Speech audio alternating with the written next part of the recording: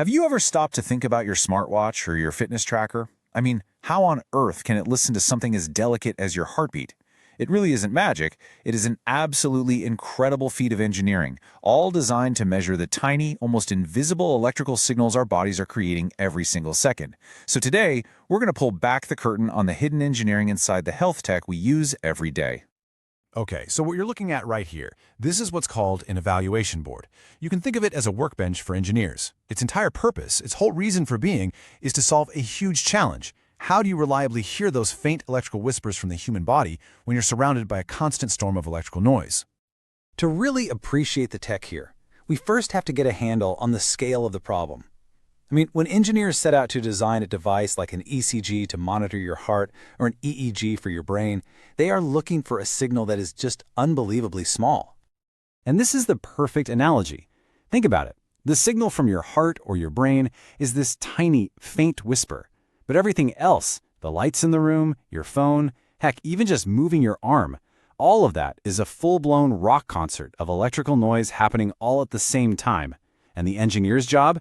It's to somehow pick out that one single whisper. This chart really puts some hard numbers on that challenge.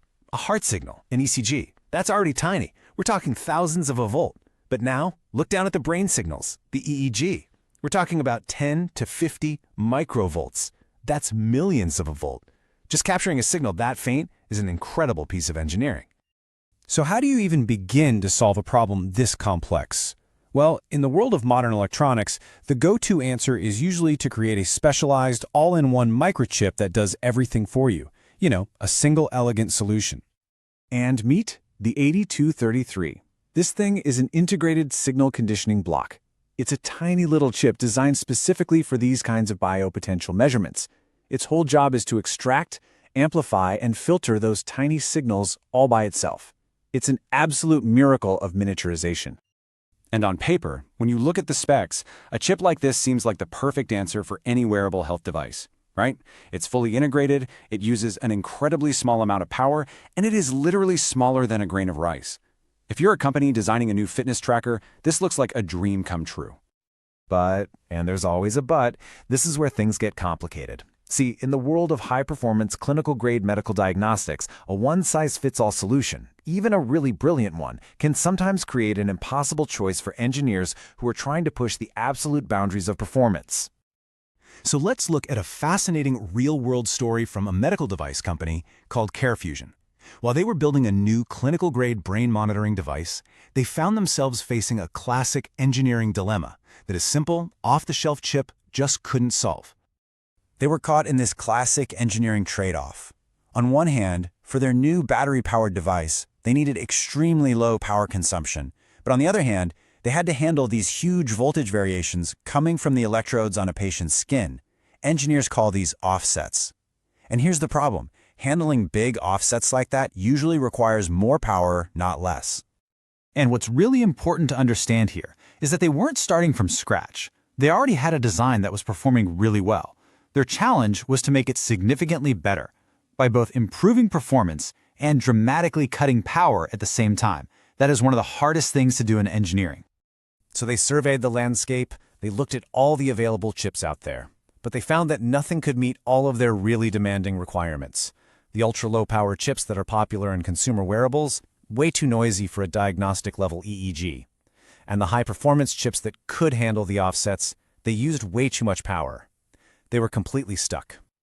So, faced with this impossible choice, they decided that if the perfect tool for the job didn't exist, well, then they would have to build it themselves, piece by piece. So instead of a single chip, they took a custom approach. They chose two ultra-precise operational amplifiers, or op-amps, for the input. These act like super-sensitive microphones for the electrical signal.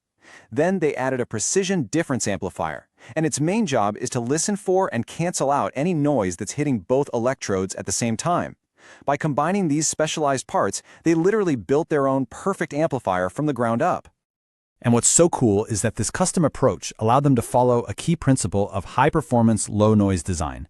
By putting as much amplification, or gain, as possible right at the very front of the signal chain, they could boost that tiny EEG signal before it got corrupted by noise from other parts.